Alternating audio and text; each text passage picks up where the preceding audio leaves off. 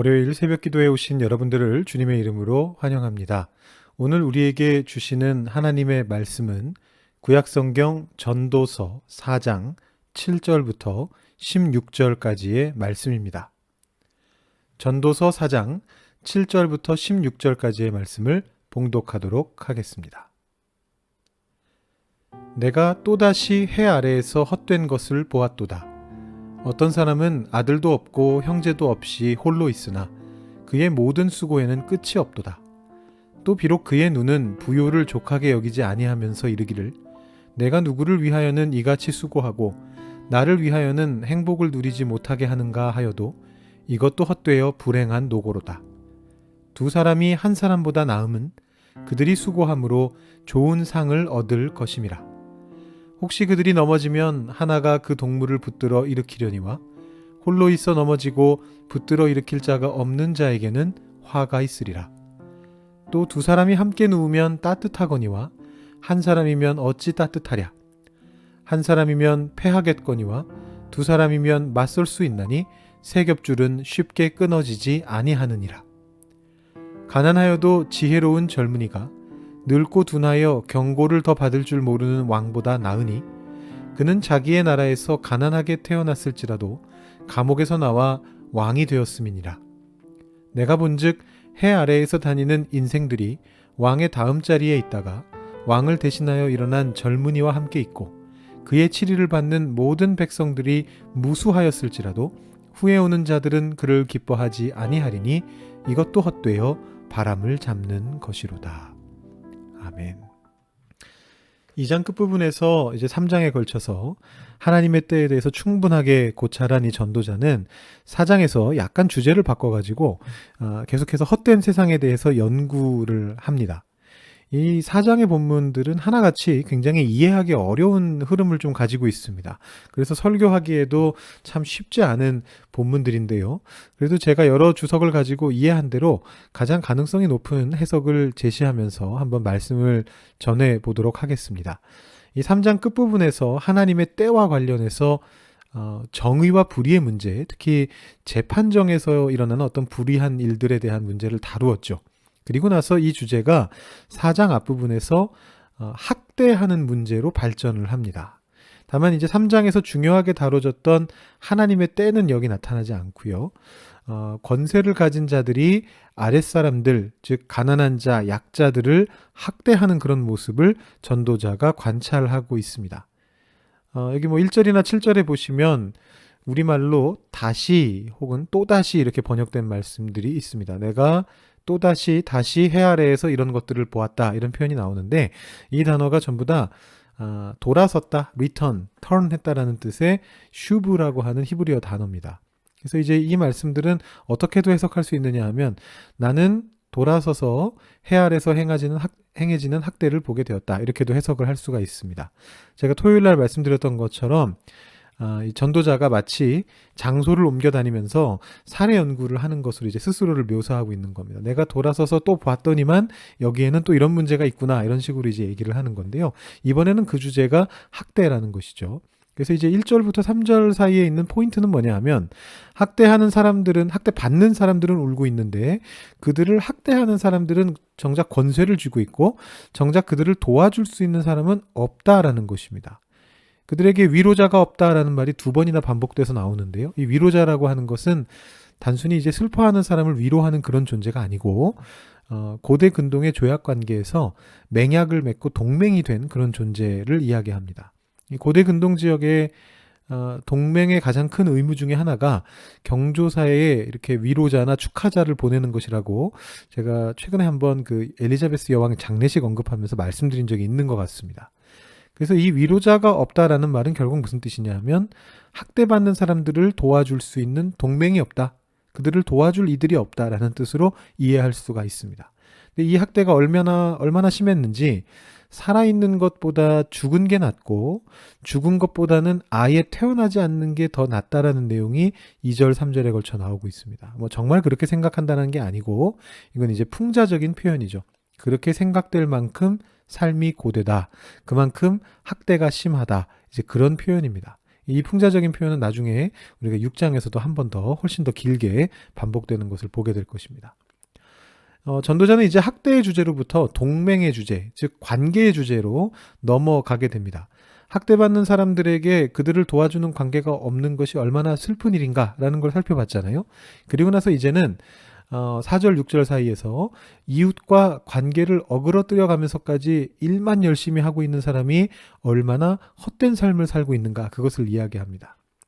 여기에서 이제 전도자가 5절에서 전통적인 지혜를 인용하고 있는데요. 그 내용은 이것입니다. 우매자는 팔짱을 끼고 있으면서 자기의 몸만 축내는도다. 이렇게 말을 합니다. 이게 이제 전통지혜인데요. 전통지혜는 이렇게 말하는 겁니다. 머리 석은 사람은 자기 몸만 축내고 있는다. 일도 하지 않으면서 팔짱 끼고서 자기 몸만 축낸다라고 전통지혜가 얘기하는 건데, 전도자는 거기에 동의하고 있지 않습니다. 이 맥락을 잘 읽어보시면 5절과 6절 사이에 그러나를 집어넣어서 이 역접으로 읽어내는 것이 전체 문맥에 오히려 일치합니다. 4절부터 6절 사이에 문맥은 이런 거죠. 우매자가 그런다고들 전통지혜가 얘기하는데, 사람들이 늘 그렇게 얘기하는데, 전도자가 생각하기에는 두 손에 뭘 가득 쥐고서 수고하면서 거기에 더해서 바람을 잡으려 드는 4절에 그 재주 많고 일 많이 하는 그 사람보다는, 그렇게 해서 남의 시기나 받는 그런 사람보다는 차라리 어리석은 사람처럼, 우매자처럼 한 손에만 뭘 쥐고 다른 한 손은 그냥 비워두고 사람들하고 더 원만하게 지내는 것이, 평온하게 지내는 것이 더 좋지 않느냐라는 뉘앙스를 지금 전도자가 전달하고 있는 것입니다. 오늘 말씀에 해당하는 이제 7절부터는, 지금까지는 이제 일요일 말씀, 주일 말씀이었고요. 7절부터 이 관계의 주제가 훨씬 더 강화됩니다. 여기는 뭐 우리가 딱 보면 보이니까요. 8절에 보면 홀로 지내면서 일만 열심히 하고 있는 부자가 나오죠. 혼자 먹고 살기에 이미 충분한 부를 이루었는데도 족한 줄을 모르고 욕심을 부리면서 계속 수고하고 있습니다. 여기서 이 수고는 굉장히 부정적으로 쓰이고 있는 거죠. 그런데 자기도 자기가 헛수고하고 있다는 걸 알고 있어요. 왜냐하면 혼자 있으니까. 아들도 없고 형제도 없고 아무도 없다라고 그러는데, 그 말은 무슨 말이냐면 그 사람 뒤에 재산을 물려받을 사람이 없다, 그런 뜻입니다. 그런데 그런 재산 물려받을 사람이 없는데도 내가 도대체 누굴 위해서 이렇게 수고하고 행복하게 살지도 못하고 있는가, 이렇게 말하면서도 여전히 돈 모으는 것을 그치지 못하고 있는 그 불쌍한 어떤 인생을 이제 전도자가 조롱하듯이 그렇게 이야기를 하고 있습니다. 그리고 9절부터 12절까지 참 유명한 말씀이죠. 한 사람보다는 두 사람이 낫다, 혹은 세 사람이 더 낫다라는 그 격언들을 쭉 이어서 소개합니다. 그러니까 지금 이 4장 전체를 하나의 틀로 관통해서 본다면 관계의 문제다라는 것이죠. 그래서 9절 말씀을 보시면 한 사람이 일하는 것보다 두 사람이 함께 일할 때 서로를 도와서 더 좋은 결과를 낼 수 있다, 이렇게 이야기를 하는데요. 이게 단순히 하나가 아니라 두 명이니까 두 배 많이 번다, 그런 뜻이 아닙니다. 그러면 이제 둘로 나누면 그냥 똑같아지죠. 한 사람이 버는 몫은 똑같아지는 건데, 그게 아니고 시너지 효과가 난다라는 뜻입니다. 이 성경에도 벌써 시너지 효과에 대한 내용이 나오고 있습니다. 이걸 제가 예화로 말씀드려야 될까 좀 고민했는데, 지지난주 주일에 인사드렸던 저희 아내가 있습니다. 지금 한국에 있는데요. 저와 함께 신학을 공부했습니다. 여기 토론토에서 같이 박사 과정 공부도 하고, 그래서 얼마 전에 이제 박사도 되고 또 한국 들어가서 안수도 받고 그랬는데, 그러다 보니까 서로 이 신학적인 주제를 가지고, 교회와 관련된 얘기들을 가지고 대화를 나누다 보면 시너지 효과가 날 때가 굉장히 많이 있습니다. 어떤 말씀에 대하여, 뭐 어떤 상황에 대하여 생각지 못했던 통찰을 서로 나눌 수 있게 되기도 하고, 인사이트들을 나누고, 또 급한 일이 생기면 서로 도와주기도 하고 하면서 과연 한 사람이 할 수 있는 것보다 더 큰 일들을 해낼 수 있는 경우들을 많이 이제 보게 됩니다. 물론 그렇다고 해서 부부가 무조건 뭐 같은 전공을 갖고 있어야 시너지가 난다, 그렇게 말씀드리는 건 아니고요.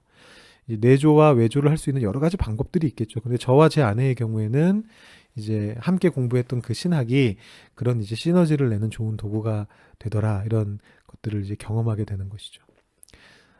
9절 말씀이 그렇고요. 이제 또 10절 말씀에 보면 실족하게 되는 경우에 두 사람이 있으면 구원해 줄 수 있다, 이런 얘기가 나오고, 11절에는 두 사람이 함께 겉옷을 두 장 덮고 자는 게, 이제 겉옷이, 여기서 말하는 겉옷은 성경에는 겉옷이라고는 안 나오지만 우리 이불을 대신하는 겉옷이죠. 제가 토요일 설교 때 말씀을 드렸었는데요. 이 두 사람이 함께 자면 겉옷을 두 장 덮고 잘 수 있으니까 훨씬 따뜻하지 않느냐, 혼자 한 장만 덮고 자는 것보다, 이런 의미로 해석하는 게 맞는 것 같고요. 그 다음에 이제 마지막 12절은 길을 가다가 강도를 만나는 경우죠. 혼자 있으면 지게 되고 둘이 있으면 맞서 싸울 수 있고 셋이 있으면 이길 수 있다라는 이제 그런 이야기를 하고 있습니다. 그래서 이제 전도자가 여기에서 일련의 말씀들을 통해서 다른 사람과의 관계가 없이 홀로 지내는 것은 안 좋다. 바꿔 말하면 타인과 관계를 맺고 그들과 상호 소통하는 것이 중요하다라는 그런 자신의 주장을 여기서 이제 펼치고 있습니다.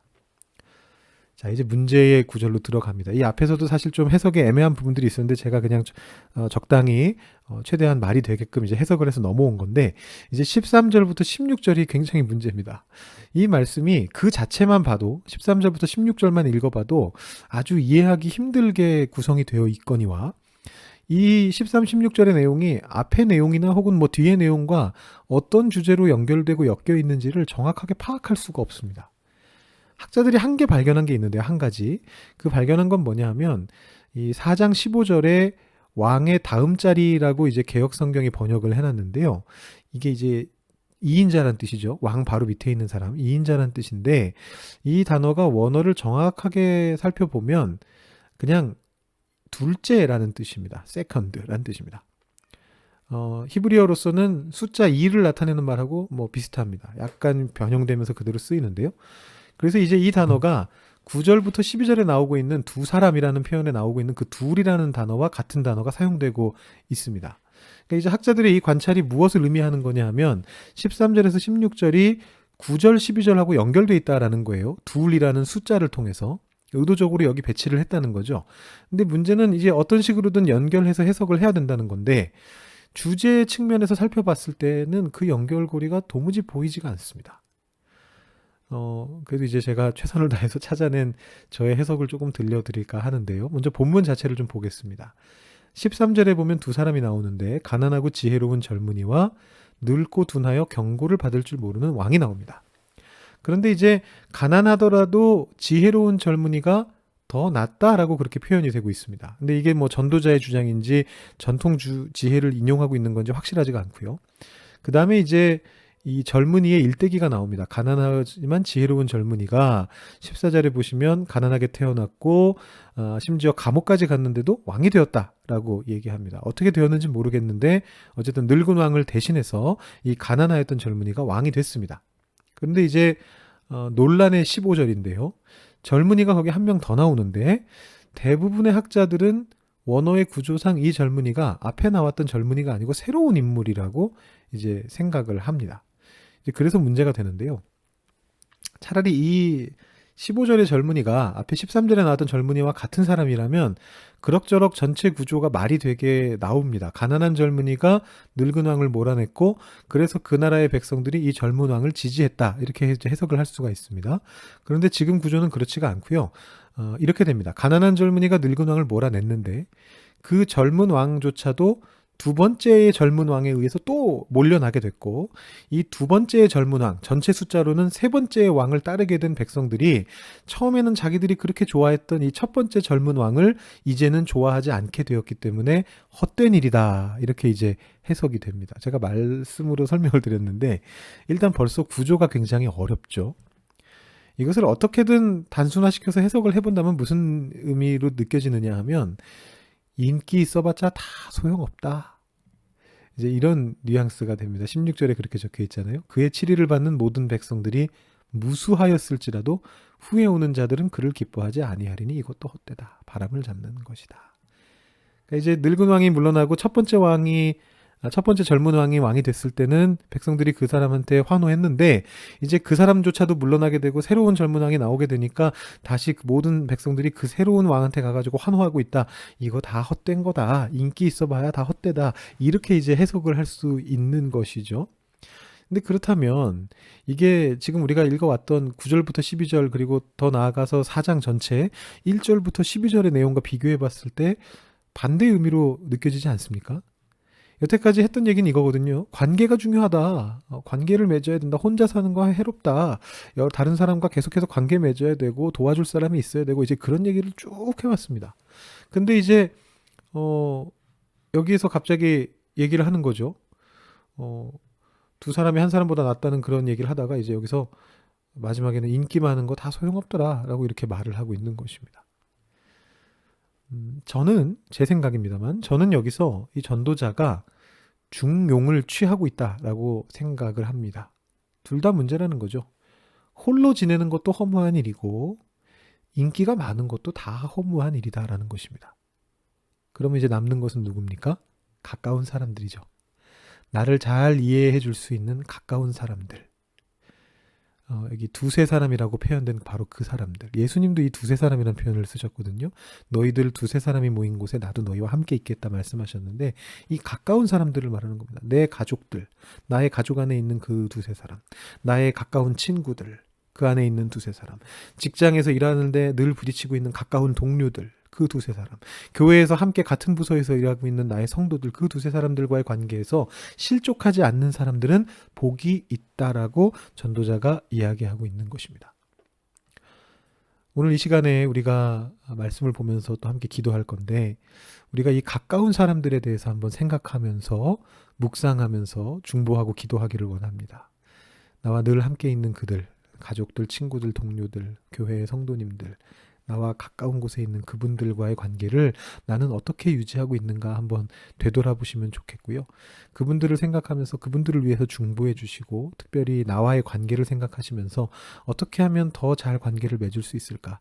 어떻게 하면 오늘 하루의 삶을 하나님께 올려드려서 내가 내 가까운 그들과의 삶을 그들과의 관계를 잘 유지해가고 신앙 안에서 더욱더 복된 관계로 만들어갈 수 있을 것인가를 여러분 생각해 보시면서 함께 기도하실 수 있는 여러분들 되실 수 있기를 바랍니다. 제가 먼저 기도하고 우리 또 개인 기도하고 마무리하시겠습니다. 기도하겠습니다.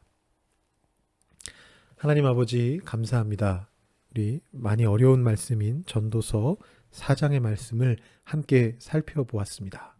이 말씀을 보면서 우리가 다른 사람들과의 관계를 무시하면서 홀로 지내는 것, 그 관계들을 깨트리는 것을 어려워하지 않는 그런 행동들, 그것들이 얼마나 좋지 않은 것인가를 보게 되었습니다. 또한 그런가 하면 인기를 끌고 왕으로 추대되고 아주 리더로서 추대되고 가야 할 길을 여러 사람들의 도움을 받아서 가는 그런 모습들도 사실은 다 헛된 것이라는 것도 보게 되었습니다. 그러면서 우리는 우리 주변에 있는 사람들을 생각해 보게 됩니다. 나와 가까운 사람들을 생각해 보게 됩니다. 나는 그 사람들이 가깝다는 이유로 그 사람들에게 함부로 대한 적은 없는지, 나는 그들과 건강한 관계를 유지하고 있는지, 특별히 신앙적으로 복이 흘러가는 복된 관계를 우리가 계속해서 유지해 가고 있는지를 다시 한번 돌아보게 됩니다.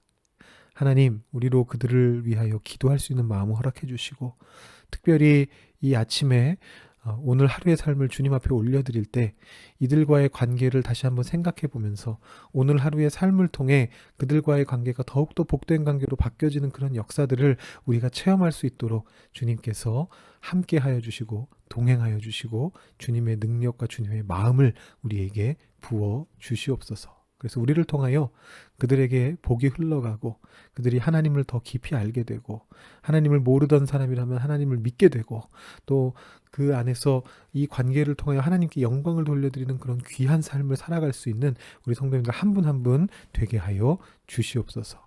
감사드리며 예수님의 이름으로 기도드립니다. 아멘. 오늘도 주님 안에서 승리하시는 삶을 사실 수 있기를 바라고요. 우리 말씀 생각하시면서 기도하시고 또 개인 기도하시고 마무리하시면 되겠습니다.